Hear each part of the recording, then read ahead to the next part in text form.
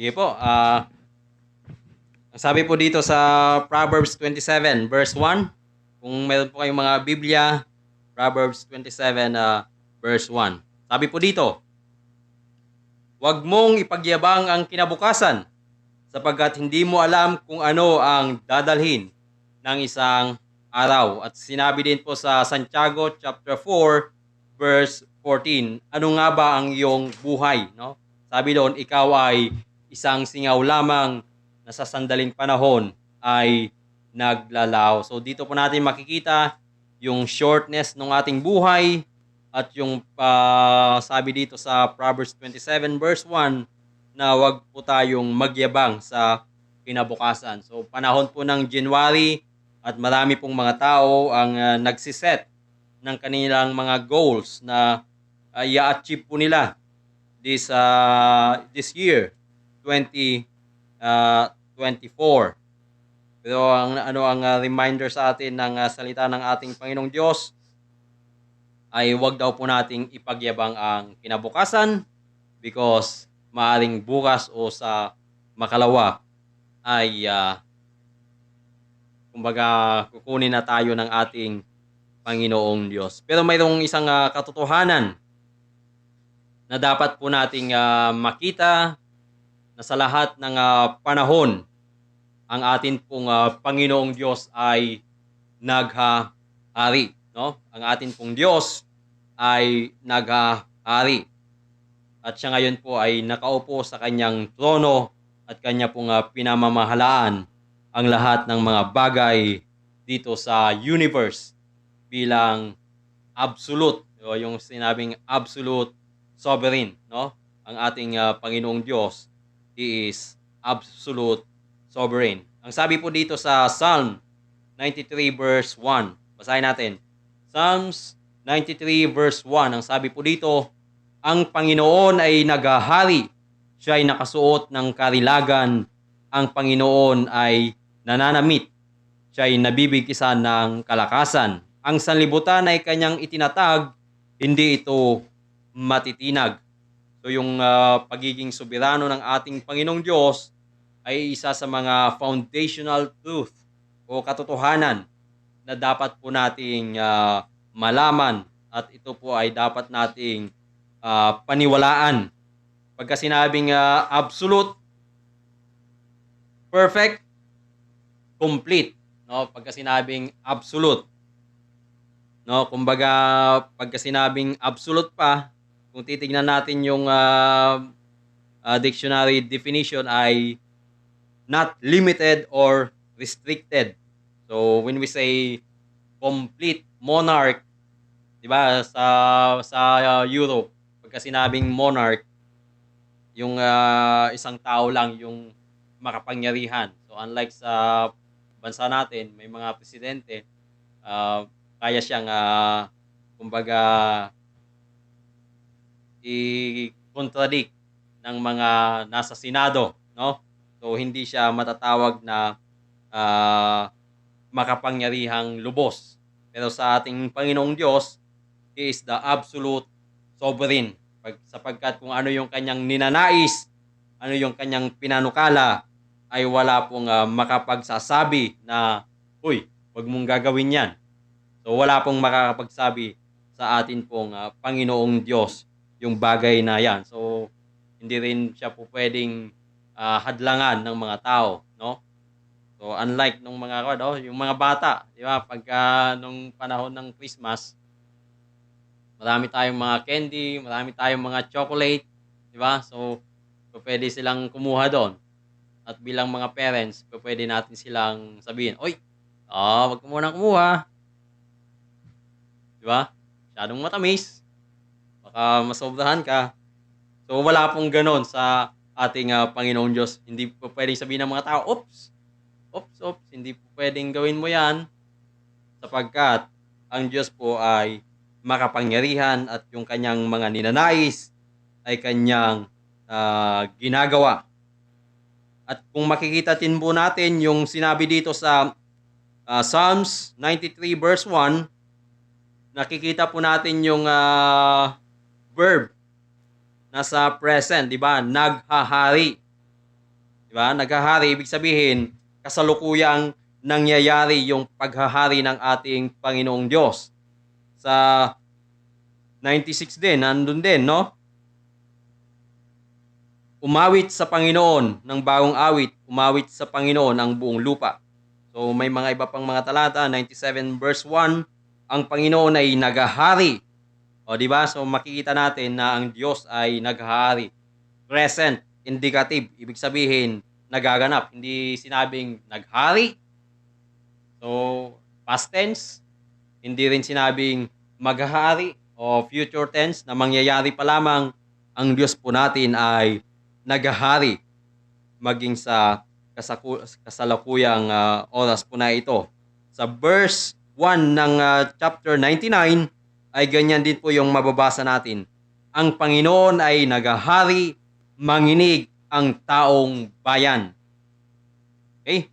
So at sa iba pang mga verses sa Biblia, makikita din po natin yung pagiging soberano ng ating Panginoong Diyos. Sa Daniel chapter 4, 34 hanggang sa 35. Tingnan natin. Daniel chapter 4, 34 and 35. Ito yung kung saan si Haring Nebukadnezar ay nagmayabang sa harapan ng ating Panginoong Diyos. Sabi dito sa 34 and 35. At sa katapusan ng panahong iyon, akong si Nebukadnezar ay nagtaas ng aking paningin sa langit, at aking katinuan ay nanumbalik sa akin. Aking pinuri ang kataas-taasan at aking pinuri at pinarangalan siya na nabubuhay magpakailanman, sapagkat ang kanyang kapangyarihan ay walang hanggang kapangyarihan, at ang kanyang kaharian ay nananatili sa salit-salin lahi. Ang lahat ng naninirahan sa lupa ay ibinibilang na wala, at kanyang ginagawa ang ayon sa kanyang kalooban sa hukbo ng langit at sa mga nananahan sa lupa. Walang makakahadlang sa kanyang kamay o makapagsasabi sa kanya, anong ginagawa mo? So, yun. So, itong si Haring Nebukadnezar, no? Napakalaki, napakalawak ng kanyang imperyo. Ngunit siya po ay hinumble down ng ating Panginoong Diyos nang siya po ay nagmayabang, nagmalaki sa harapan ng atin pong Panginoon. So anong nangyari? Nawala yung kanyang katinuan, and for a time, for 7 years, ay namuhay po siya nakagaya ng isang hayop sa parang.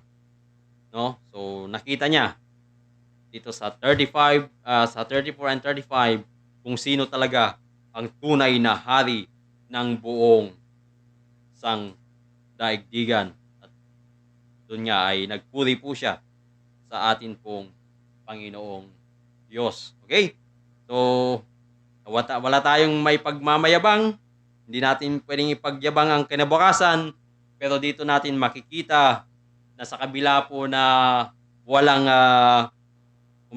certainty ang bukas, but the sovereignty of God ay isang bagay, isang katotohanan na po pwede po nating panghawakan, no? Na anuman ang mangyari dito sa lupa, ang Diyos po natin ang may control ng lahat ng mga bagay. Sa Acts chapter 4, verses 23 and 27, yan po ay patungkol naman sa decree ng ating Panginoong Diyos, no? Kung saan ang Diyos mismo ang nagtalaga na ang ating pong Panginoong Hesus ay papatayin ng mga wicked men. So siya po ang nagtalaga, at ito po ay upang i-accomplish yung kanyang itinakda, ang iligtas ang mga taong makasalanan na katulad po natin. Okay? So, ano yung magiging resulta nito sa atin kung alam po natin na mayroon palang Diyos na makapangyarihan at yung kanyang layunin ay yun ang kanyang ginagawa? Okay, so ano yung resulta nung katotohanan na ito? Ano yung katotohanan na ito? That God is sovereign, na siya ang Diyos na makapangyarihan sa lahat. So, unang ibinibigay nito o nagdudulot sa kanyang mga tao yung stability in the face of the most radical upheavals and disruptions around us or around the world. Okay? So, kahit na may mga disruptions, kahit na may mga upheavals, may mga digmaan, may mga kaguluhan, mayroon mga virus na kumakalat, di ba? So ito ay magbibigay sa atin ng stability. Hindi tayo basta-basta mayayanig, no, sa atin pong kinalalagyan. Hindi tayo magpapanik sapagkat sasabihin natin, ang lahat ng mga ito ay nasa kontrol ng makapangyarihang Diyos. Siya ang nagtalaga ng lahat ng mga ito at dapat lamang na ako ay magtiwala sa Kanya.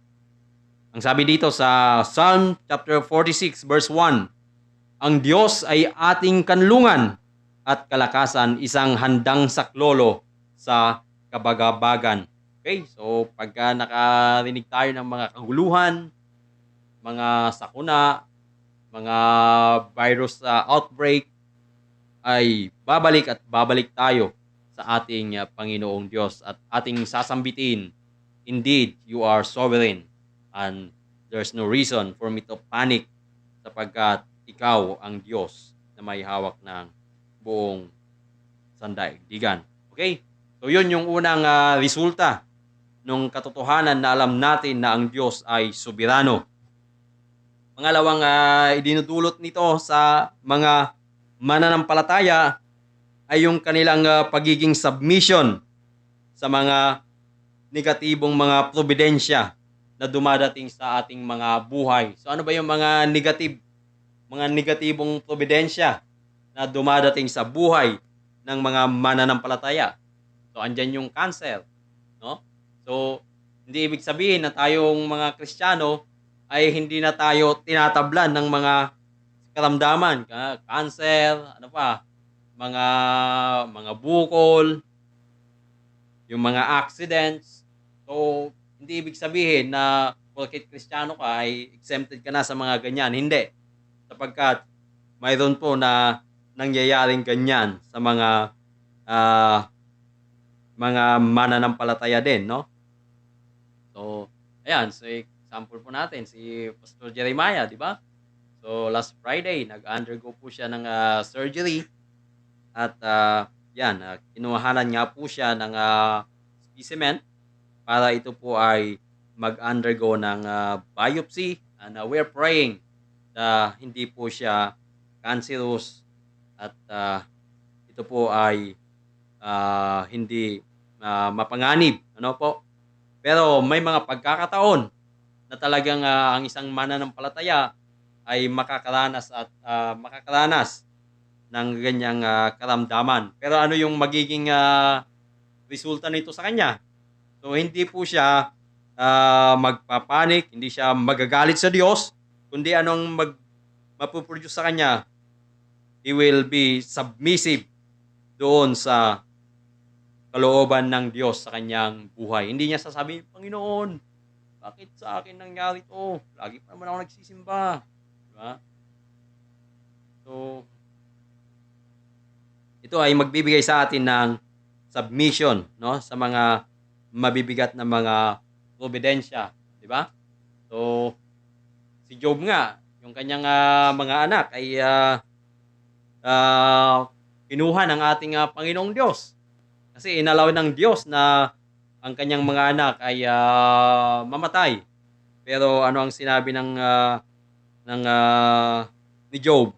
So, ang Diyos ang nagbibigay, ang Diyos din ang kumukuha. So, it will produce submission even sa mga negative na mga probidensya sa atin pong mga buhay. So, nawalan tayo ng trabaho, maganda yung trabaho natin, but all of a sudden, ay nawalan tayo. Yan ay probidensya ng ating Panginoong Diyos. Pero makikita natin dito, if we believe that God is sovereign, we will be submissive kung ano yung kanyang mga ibibigay sa bawat isa sa atin. So, yun po yung binubunga or nagiging resulta ng pagtitiwala sa ating Panginoong Diyos at sa katotohanan that God is sovereign. Ano pa? Ito yung pangatlo. Ito din po ay nagbibigay sa mga mananampalataya ng kalakasan sa kabila po ng mga panganib na maaring kanilang kaharapin sa kanilang buhay Kristiyano. So God is sovereign, but this will give us confidence in the face of danger. Sabi dito sa Matthew chapter 10. Matthew chapter 10, 28 and 29. So, ito po ay patungkol sa kumbaga buhay Kristiyano natin. Matthew chapter 10, 28 and 29. Ang sabi po dito, at huwag ninyong katakutan ang mga pumapatay ng katawan, ngunit hindi nakakapatay ng kaluluwa, kundi katakutan ninyo siyang makakapuksa ng kaluluwa at ng katawan sa impyerno. Hindi ba ay pinagbibili ng isang kusing ang dalawang maya, ngunit isa man sa kanila ay hindi nahuhulog sa lupa na hindi batid ng inyong ama. Okay?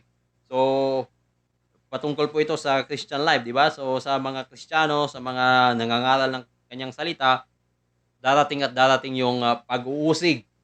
Pero anong sabi ng ating Panginoong Diyos?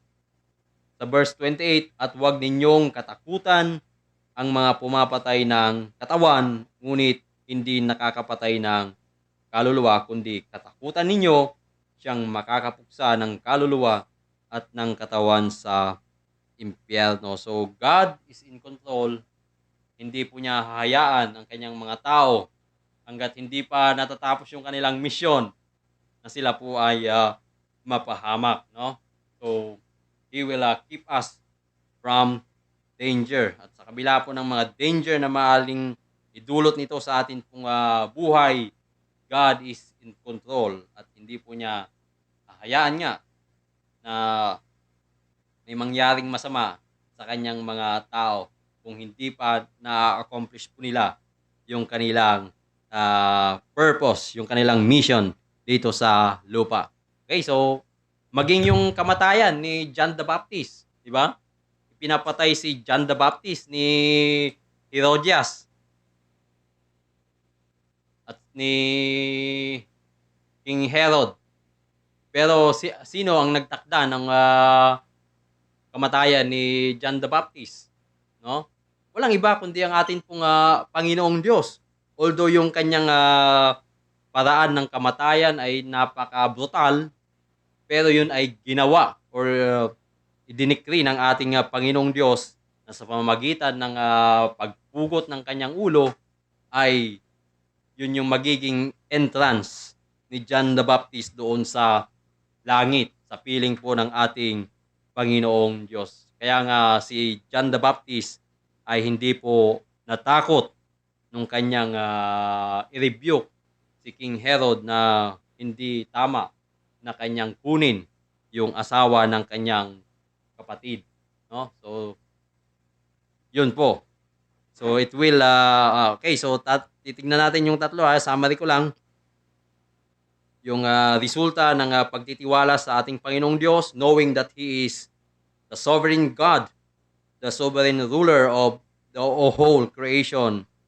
Ito yung nagbibigay sa atin ng stability sa mga or sa gitna or sa harap ng mga mapapanganib or sa mga hindi magagandang pangyayari dito sa buong mundo. Okay, so andyan yung China-Philippines conflict. Pero bilang Kristiyano, hindi tayo dapat mabahala sapagkat ang Diyos ay soberano at hindi po lingid sa Kanya ang pangyayari na ganyan. Pangalawa, ito ay nagbibigay or nagpo-produce ng submission sa harap ng mga negatibong probidensya na maaaring maranasan ng bawat isa sa atin. No? Cancer, malalang karamdaman, mga accident. So yan po ang lahat po ng mga yan ay hawak ng makapangyarihang Diyos. And then pangatlo, confidence sa harap ng mga panganib na maaari nating suungin bilang mga Kristiyano. So pagka alam natin that God is sovereign, hindi po tayo dapat mabahala, no? maging sa ating mga daily needs, ay hindi rin po tayo dapat mabahala sapagkat sinabi dito sa 29 ng Matthew chapter 10, "Hindi ba ay pinagbibili ng isang kusing ang dalawang maya, ngunit isa man sa kanila ay hindi nahulog sa lupa na hindi batid ng inyong Ama?" At yung mga needs natin ay talagang tinutugunan ng ating Panginoong Diyos. So, we need to be thankful, no?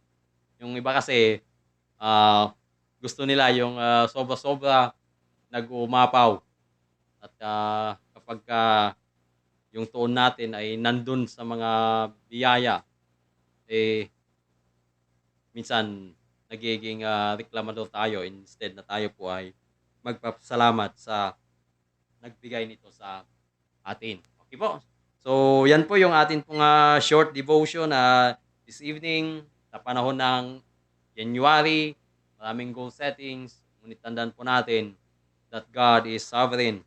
Siya po ay nakaupo sa kanyang trono at lahat ng mga pangyayari dito sa lupa ay sakop ng kanyang makapangyarihang decree.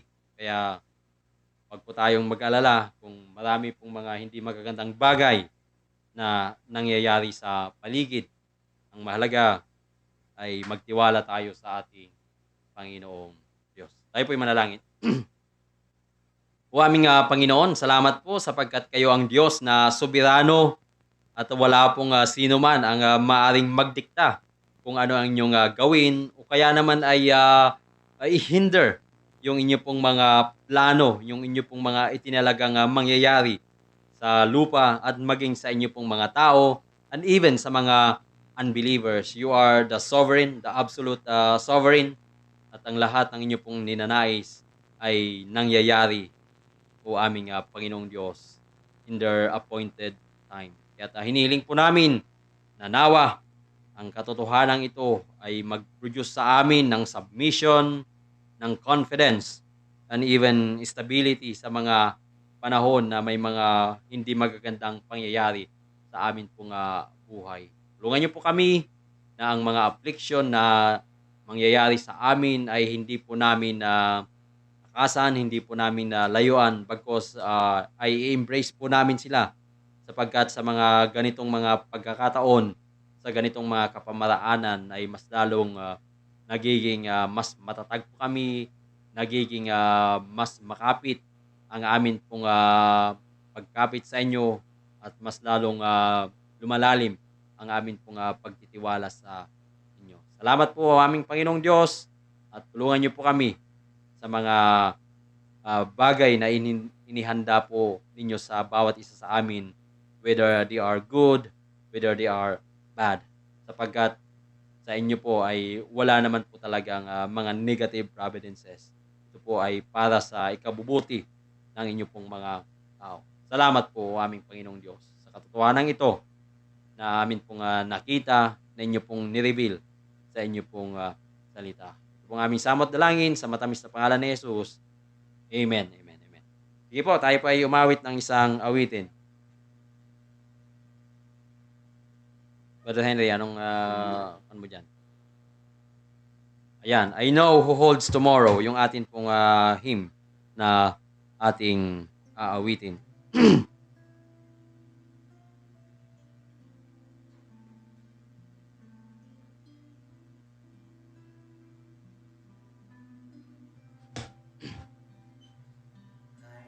No, not about tomorrow. I just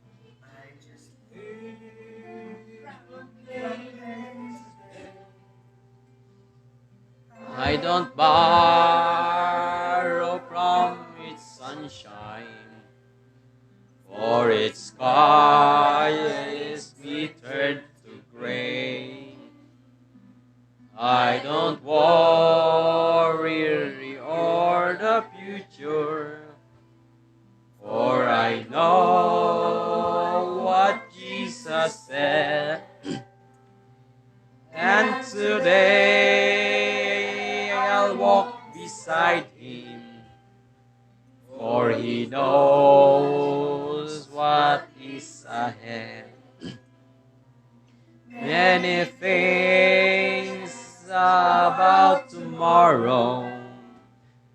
I don't seem to understand, but I know holds tomorrow, and I know who holds my hand. Step is getting brighter as the golden stairs I climb. Every burden's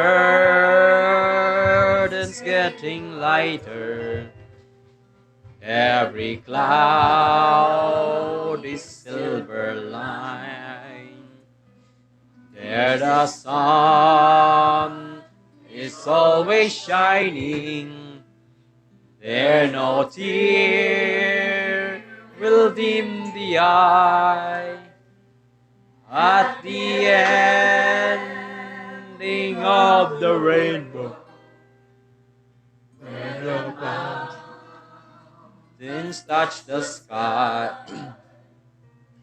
many things about tomorrow I don't seem to understand, but I know who holds tomorrow, and I know who holds my hand.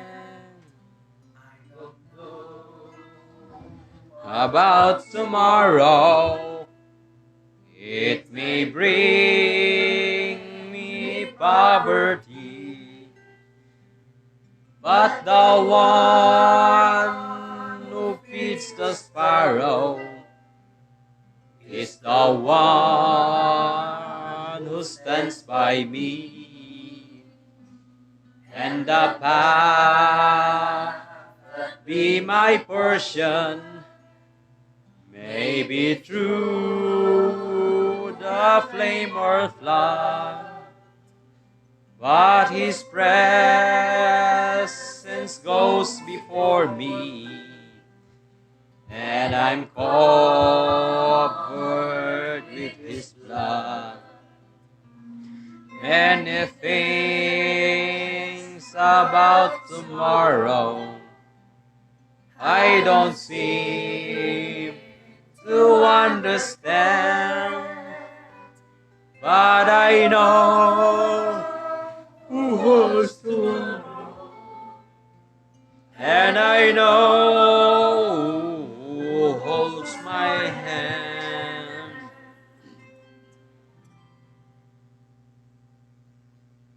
O aming Panginoong Diyos, tunay nga po that we do not know who holds we don't know yung mangyayari bukas, ngunit alam po namin na kayo ang Diyos na may hawak ng lahat ng mga pangyayari, o Diyos, sapagkat kayo po ang nagtalaga ng mga bagay na darating sa buhay ng inyo pong mga tao. At kayo po ang Diyos na amin pong matatakbuhan sa panahon ng pangailangan. Tulungan niyo po kami na nawa ay manatili ang katotohanan ito sa puso at isipan ng bawat isa sa amin, nang sa ganon sa mga panahon na darating, kung ito ay hindi po kanais-nais, ay amin pong sasambitin ng amin pong mga labi. Ang Diyos ang may kagawagawan ng lahat ng mga ito. Therefore, there's no reason for us to panic. Bagkus ay magtiwala lamang sa inyo, O Diyos, ng lahat ng mga bagay na inyo pong pinaparanas sa mga tao po ninyo ay parang pawang para sa ikabubuti po namin. May mga pagkakataon na sa palagay po namin, ito po ay masama, ngunit sa likod ng mga pangyayari na ito ay mayroon po kayong purpose, and that is for us na patuloy na magtiwala po kami sa inyo, patatagin ang amin pong pananampalataya sa inyo, o aming Panginoong Diyos. Salamat po sa katotohanan ito at sa fellowship po namin tonight. Nawa ay maging God-centered, Christ-centered, at mapakita ang pagmamahalan ng bawat isa sa inyo. Salamat po, Panginoon. In Jesus' name, At dalangin din po namin si Brother Steven, yung kanya pong mga mahal sa buhay, mga anak, may mga karamdaman po o Diyos. Hiniling po namin na naway maggawad po kayo ng kagalingan sa kanya pong mga mahal sa buhay o aming Panginoong Diyos. Salamat po at pinagkakatiwala po namin ang lahat ng mga ito sa matamis na pangalan ni Jesus. Amen. Good evening po sa bawat isa sa atin and God bless us all po.